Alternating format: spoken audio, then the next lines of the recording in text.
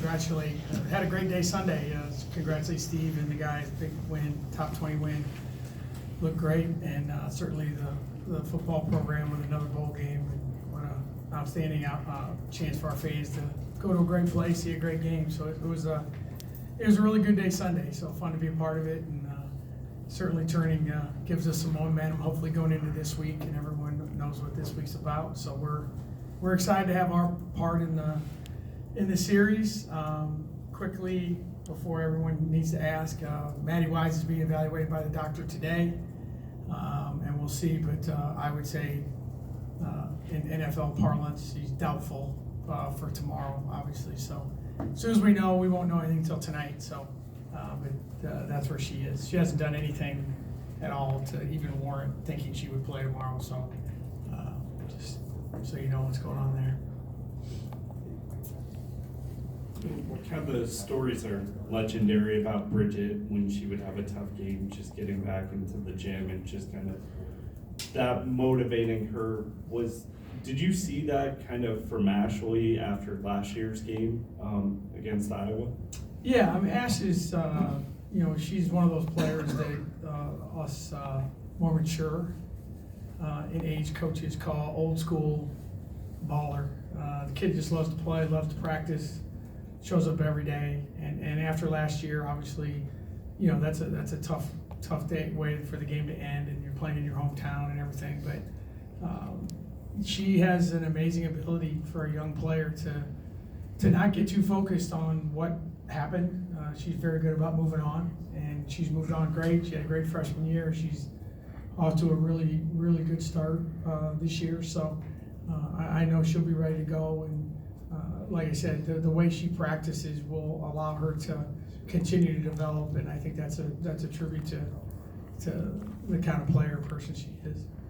How did you know that she had moved on pretty quickly from that game? Because especially a lot of freshmen would let something like that linger. I mean, did you see her at the gym that night or the next day? The next day, when I didn't see her that night when we got back, but the next day she was in there early, and it's hard to describe, but she moves on quickly. She does not dwell on what's good or bad.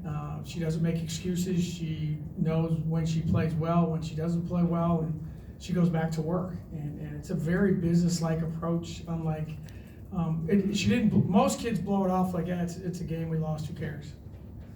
She didn't do that, but she did come back and say, hey, it's time to go, and she knew what she needed to do. And again, I don't know what number game that was. It's probably 6, 7, 8 of your freshman year in college. So I think after that, it showed what she was capable of doing, because she definitely moved on and had a really, really, really good year. The 20-8 Kristen had against Alabama, excuse me, is that the type of production you can hope/expect from her against high major competition?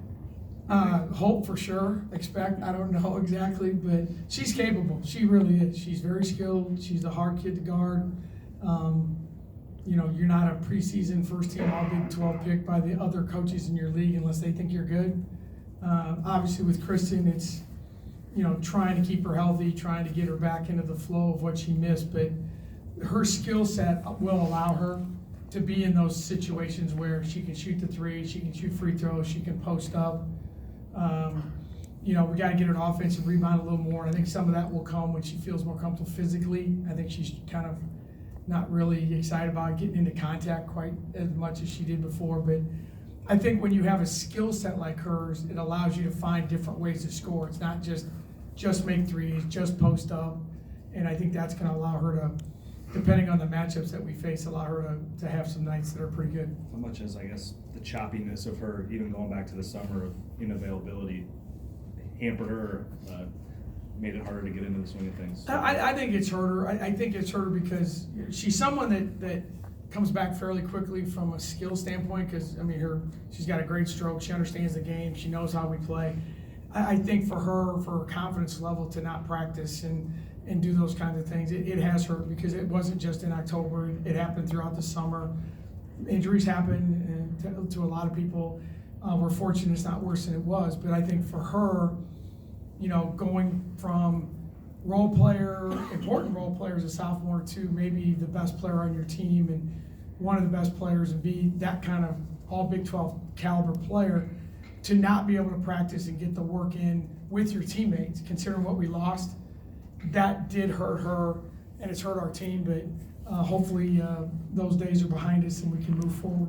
This may be a question for her, but when it comes to a back injury, that's almost something you can't predict or feel like you can maybe avoid. It's just gonna hit you or it's not. Is that specifically psychologically tougher than maybe if it's a rolled ankle or a strained knee or something? I think it's a lot harder because you just don't know. I mean, I think anytime you get into a position that you're uncomfortable, it kind of, like when the kid fell on her the other day, you know, obviously you're scared and you're right. I mean, I roll my ankle, I'm out a week. I do something, I'm out, whatever.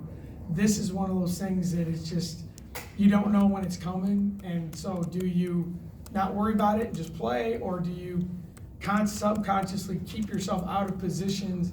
And for her, it's been reaching back for a rebound or, you know, things that you can't avoid as a basketball player. And I do feel for her in that regard, but her treatment's been good, and I think she's in a good place mentally. I think she struggled for a while, you know, leading up to the Drake game and beyond that, those next 3 or 4 weeks, she wasn't probably in the right mindset. I think she's okay now. She played 38 minutes against Alabama. She was really sore afterwards, but I think that gave her a little confidence that she can play extended minutes in a tough situation. Last season, Ashley Jones was more of your second option spot-up shooter type of player. How have you seen her adapt to the leading scorer role, attacking the basket and finishing around the rim, and some of those mid-range shots that she's taken this season? No, I mean, you know, what you hope for is that's what all your players do. You know, as a freshman, they do certain things that they're comfortable with, and then you progress as a player and as a person, as a student. That's part of the college experience. And I think for Ash, at the end of the year, we told her, you've got to do things at another level. And you know, she's like, yeah, okay, fine, you know, whatever. But scoring at every level, getting to the free throw line, offensive, all those things that we lost with Bridget, that we lost with Lex, that we lost with Mare, we needed someone else to come and do that. And I think, you know, her versatility, she's not Bridget, I'm not gonna say that, but trying to play her in a similar style, I guess would be the way to put it, that we're using with Bridget and allowing her to do some things. And I think obviously she's off to a really good start, and hopefully that'll continue. You talk about in rivalry games and big games last season how unsuspecting players can become heroes in these games. Do you expect that to be the story this year too? You know, that's kind of the way these games have gone. Someone hits a shot. I mean, I've been here long enough. John Neal probably still has talked about is the shot he hit against the Iowa men, I don't know how many years ago, but that's what makes these things fun. You know, it's like the NCAA tournament or rivalry games.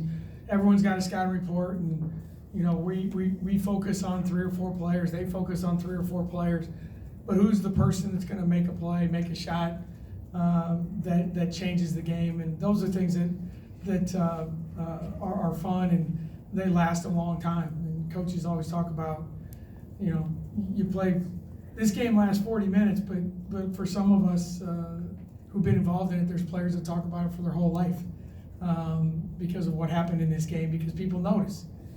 It's one of those games that, you know, even if you're not an Iowa State women's basketball fan, you're an Iowa State fan. So you want us to beat the other team. But that makes it fun, and it's fun to be a part of it. It's fun that it's Wednesday, Thursday, and swimming on Friday, and it's become a great thing for our state, and hopefully it's a great way to showcase not just our programs. The state has 4 really good Division I women's basketball programs, and it's not just a way to showcase our program, but we don't get a lot of national televised games, to be honest. So we get one tomorrow. It's a great way to show what Iowa State's about, what Ames is about, and hopefully it'll be a fun night.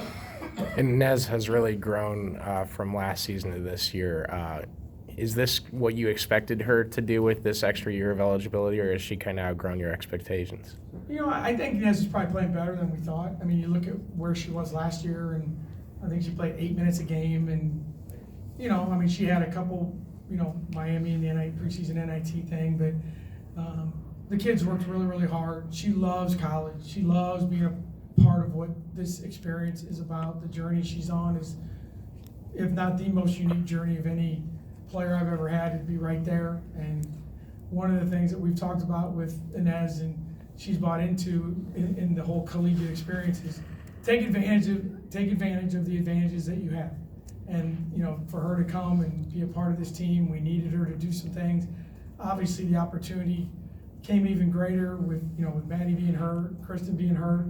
But, you know, she's a great kid. And if you watch us practice, there is no one that her teammates root for more than her. When she does something well, the whole place goes crazy because they love her as a teammate. They love the journey she's been on. They root for her hard. I think our fans are the exact same way. So really proud of what she's done. And when you're a senior at Iowa State, that's a special, special thing. It really is. And even though you're a second-year senior, you're still a senior, and you have an ability and an obligation to do certain things. And that is something we've taken great pride in here, and she's certainly doing that.